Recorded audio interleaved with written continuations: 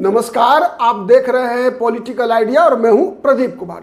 मित्रों, आज हम बात कर रहे हैं बिहार विधानसभा चुनाव के संदर्भ में मुस्लिम राजनीति की।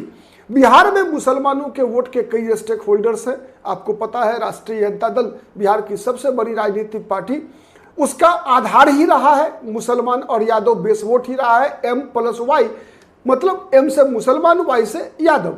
सबसे बड़े स्टेक होल्डर्स है राष्ट्रीय जनता दल। 1990 के बाद से भागलपुर दंगा में जब कांग्रेस पार्टी बदनाम हुई, मुसलमानों की नज़र से उतर गई, उसके बाद लालकृष्ण आडवाणी के रथ को रोकने के बाद से लालू प्रसाद यादव एकमात्र मुसलमानों के सबसे बड़े नेता बनकर उभरे बिहार की राजनीति में। तब से लेकर अब तक जो लालू यादव और लालू यादव के परिवार की राजनीति है, उसके केंद्र में मुसलमानों का वोट है।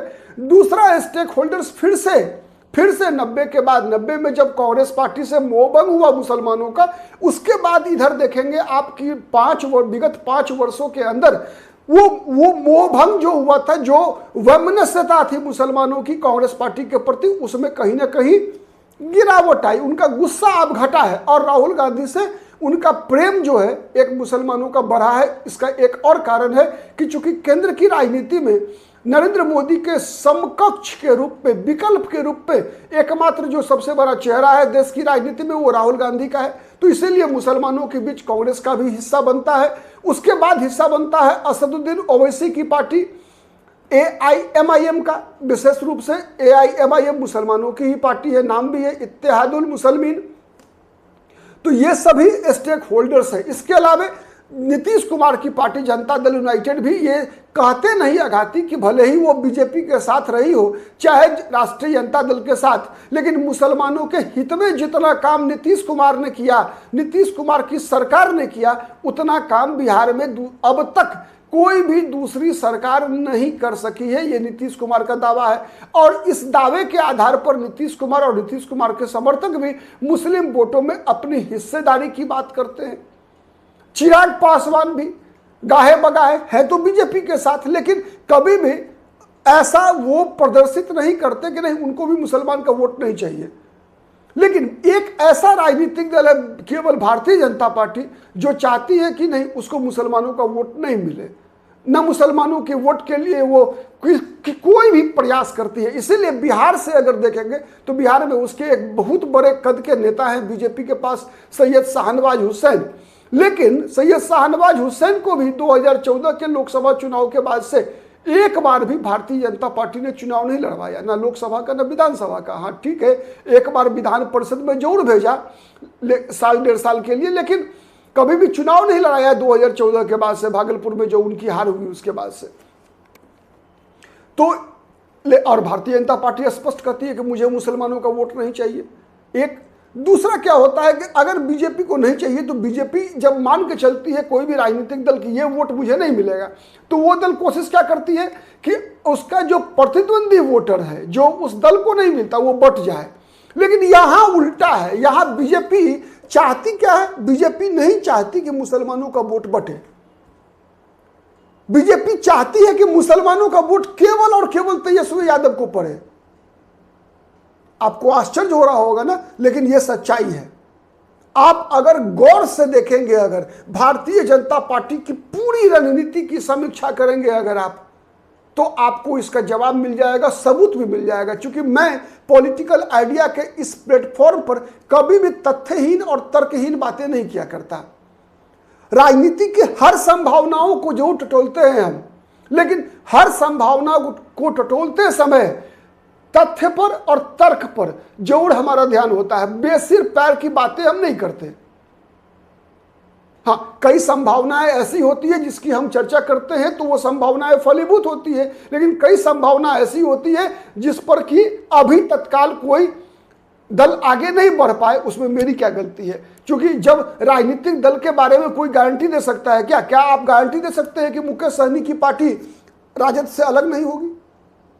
क्या आप ये दावा कर सकते हैं एक दर्शक के रूप में कि कांग्रेस पार्टी आरजेडी से अलग होकर चुनाव नहीं लड़ेगी? तो फिर मैं एक राजनीतिक विश्लेषक होने के नाते, राजनीति शास्त्र का विद्यार्थी होने के नाते कैसे ये दावा कर सकता हूं कि तेजस्वी यादव फलाना काम नहीं करेंगे। हम तो हर ऑप्शन के आधार पर, हर संभावनाओं के आधार पर परिस्थितियों का केवल विश्लेषण करते हैं और आपके सामने अपनी बातें रखते हैं।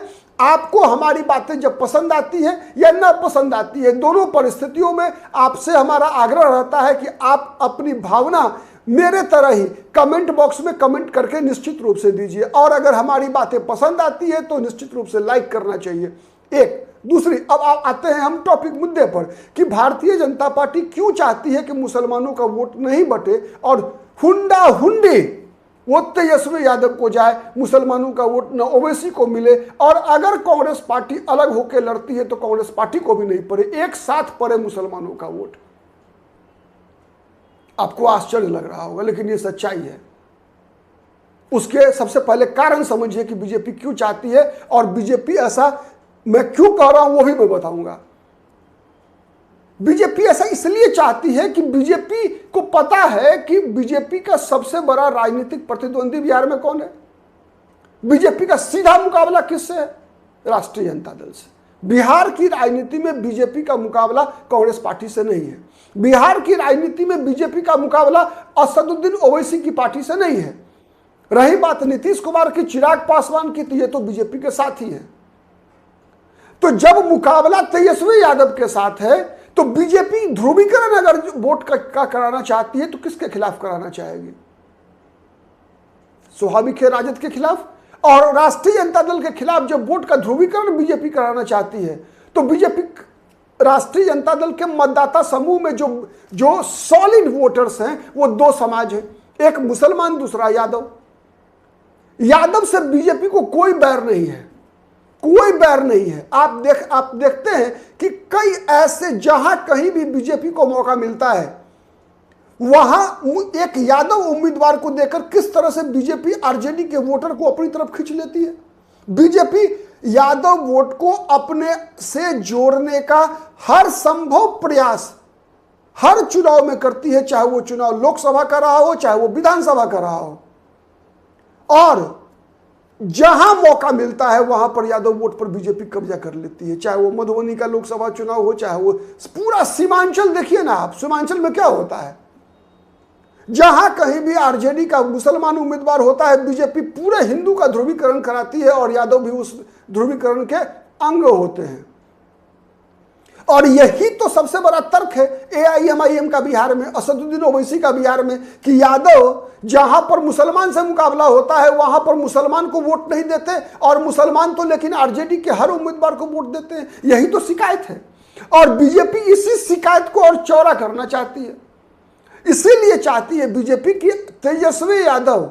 तेजस्वी यादव के रूप में वोट नहीं मांगे, बल्कि तेजस्वी यादव के माथा पर ठप्पा लगा दिया जाए। वैसे ही जैसे मुलायम सिंह यादव पर बीजेपी कहा करती थी कि मुल्ला मुलायम, वैसे ही जैसे डॉक्टर जगन्नाथ मिश्रा पर 90 से पहले बीजेपी हमला किया करती थी कि डॉक्टर जगन्नाथ मिश्रा तो मोहम्मद जगन्नाथ है। तो ये बीजेपी की जो रणनीति है कि बीजेपी चाहती है कि बीजेपी यादव जाति के लोग आरजेडी के समर्थन में, तेजस्वी यादव के समर्थन में इतने ज्यादा अग्रेसिव हो जाएं, तेजस्वी यादव के पक्ष में उनका ध्रुवीकरण हो जाए कि बीजेपी को यादव जाति को भी अपने साथ मिला लेने में बीजेपी को असहूलियत हो जाए।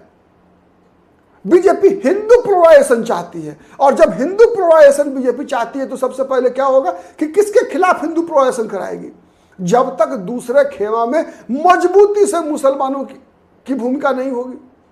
और जितनी जोर की आवाज तेजस्वी यादव के समर्थकों की आएगी उतना रिएक्शन जो है, कहावत थे न्यूटन का थर्ड लॉ लागू होता है। यहाँ पे हर क्रिया की एक प्रतिक्रिया होती है, तो यही बीजेपी का मूल मकसद है। इसीलिए बीजेपी कभी नहीं चाहती। आपने देखा कि अभी जो इमारतें सरिया के द्वारा रैली का आयोजन किया गया था पटना के गांधी मैदान में, जहां पर कि बिहार से ही नहीं बल्कि झारखंड, उड़ीसा तक से मुस्लिम समाज के लोग आए हुए थे, वहां पर तेजस्वी यादव का जिस प्रकार का भाषण रहा, वहां तेजस्वी यादव लगातार कंपटीशन कर रहे थे पप्पू यादव के साथ, कन्हैया कुमार के साथ, ओवैसी के साथ, इमरान मसूद के साथ कि कौन कितना कड़ा भाषण देता है। और यही तो बीजेपी का ट्रैप है। बीजेपी तो इसी में फंसाना चाहती है। बीजेपी आने वाले दिनों में आप देखेंगे, अभी 3 महीने का समय बाकी है, अभी तो जुलाई का पहला हफ्ता ही है। अक्टूबर और नवंबर में बिहार में चुनाव होना है। बीजेपी हर वो प्रयास करेगी जिससे कि तेजस्वी यादव बीजेपी की जाल में फंस जाए। केवल बिहार का ही नहीं, आप अन्य राज्यों का भी इतिहास उलटकर देखिए। आप बीजेपी ऐसे मौकों की तलाश में होती है जब जो बीजेपी के मुख्य प्रतिद्वंदी राजनीतिक दल है वो कोई गलती करे, और गलती इसी तरह का करे जिस तरह का तेजस्वी यादव ने किया। तो ये बीजेपी की जो रणनीति है कि बीजेपी चाहती है कि मुसलमान 100% चले जाएं तेजस्वी यादव के साथ, और वो जितनी जोर से जाएंगे, जितना तहलका मचेगा, उतना बीजेपी को फायदा होगा। ये सीधा सा रणनीति है बीजेपी का। इसीलिए किसी को ऐसा लगता है कि बीजेपी चाहती है कि मुसलमानों का वोट बढ़ जाए, ओवैसी साहब आ जाए बिहार में, तो ऐसा कुछ भी नहीं है। ओवैसी साहब की अपनी महत्वाकांक्षा है। हाँ, कुछ मुद्दे हैं जो ओवैसी उठा रहे हैं और वो मुद्दे जायज हैं, दोनों के लिए जायज हैं।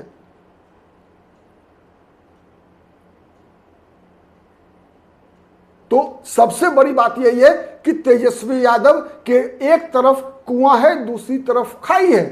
अब तेजस्वी यादव की इस बीजेपी का जो ये रणनीति है, इस रणनीति का कैसा प्रतिकार करते हैं तेजस्वी यादव, इस पर भी हमारी नजर बनी रहेगी। आज के लिए इतना ही। बहुत बहुत धन्यवाद। नमस्कार। जय हिंद, जय भारत।